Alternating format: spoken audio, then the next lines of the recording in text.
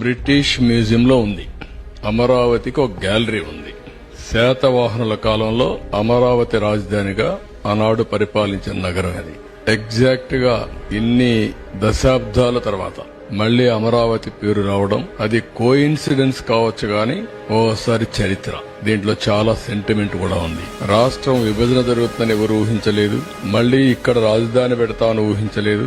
మళ్లీ శాతవాహనుల కాలం నాటి అమరావతి పేరు నేను మొన్న కూడా చెప్పాను. నేను ఆ రాజధాని పేరు పెట్టాలనుకున్నప్పుడు రామోజీరావు గారు ఒక రీసెర్చ్ చేసి ఆయనకు ఈ రాష్ట్రం మీద ఉండే ప్రేమతో నాకు ఒక నోటు పంపించాడు. మీరు ఏ పేరంటే ఆ పేరు పెడతారేమో మీరు ఆలోచించండి.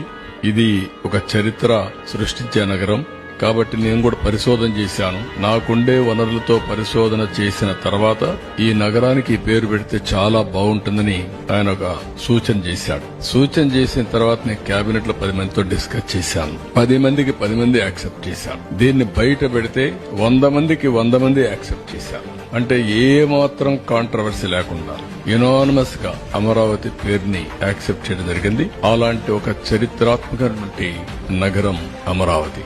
పుణ్యఫలమేమో చెప్ప